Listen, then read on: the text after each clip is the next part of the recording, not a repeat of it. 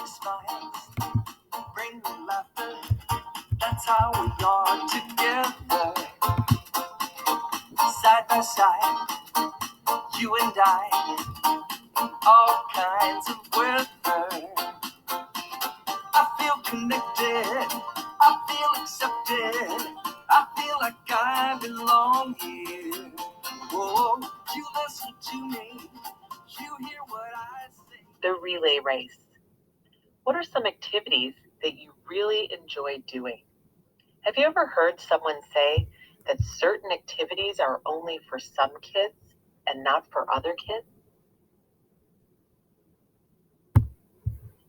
Thinking that things should only be for some groups of people and not for others can happen because of stereotypes or assumptions, something accepted as true without proof about what people are like.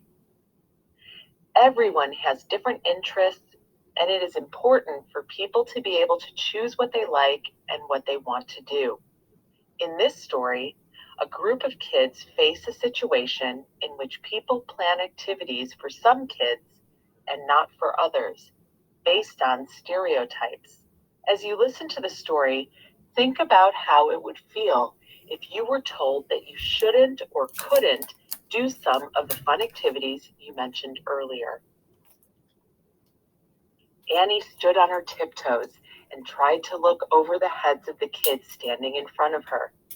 I still can't see the team list, she said, turning back to her friends Max, Maddie, and Gabriel.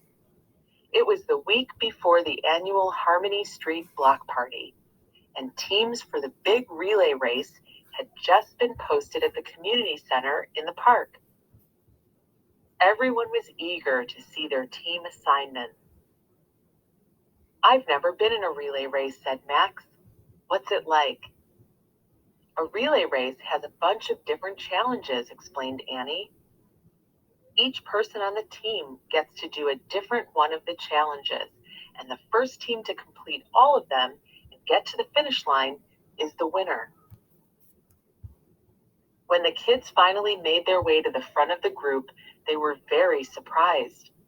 Look, exclaimed Annie, pointing at the sign. There's a boys' race and a girls' race this year. It's never been like that before. Gabriel frowned. Now we can't all be on the same team. Max and Gabriel had been paired together on one of the boys' teams. See what Annie meant about the different challenges, said Gabriel, pointing to the map of the boys' relay race. Someone on our team will go to the first station and throw 3 balls into a basket. And then the next person runs to the second station and counts backwards from 50 as fast as he can.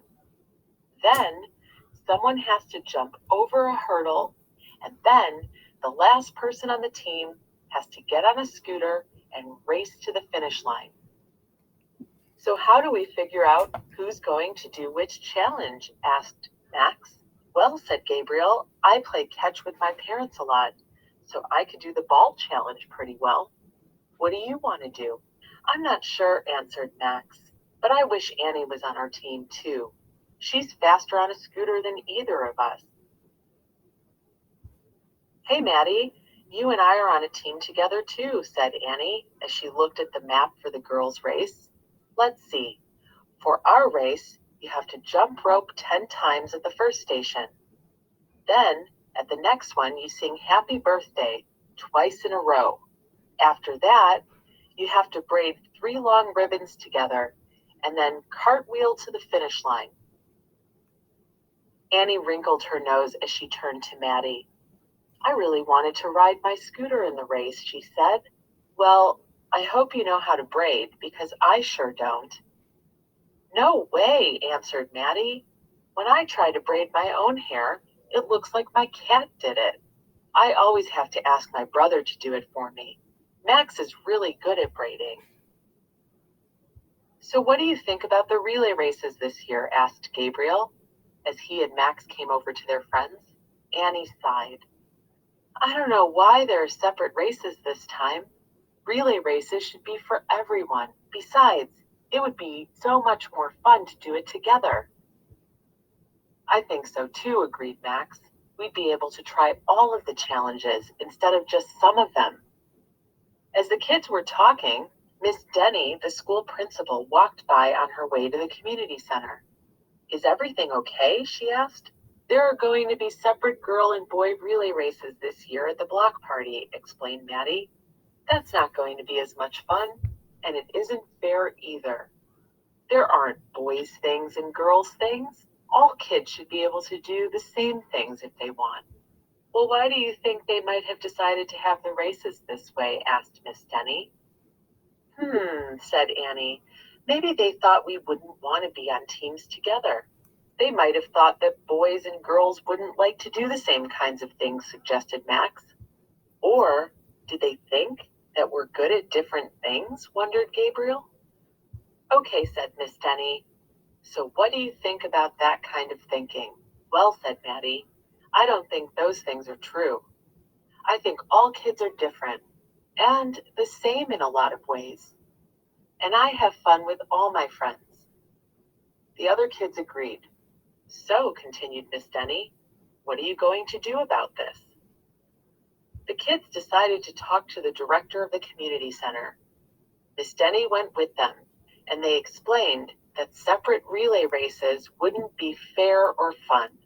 The director said that he hadn't thought about it like that, and he was very glad that the kids had spoken up.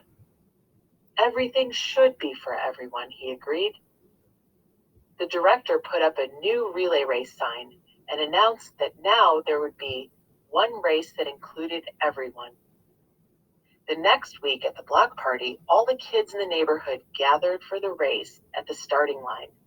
Annie, Gabriel, Maddie, and Max had joined together to make one big team. You've got your hair in braids today, Maddie, noticed Gabriel. Max grinned at him. I needed some extra practice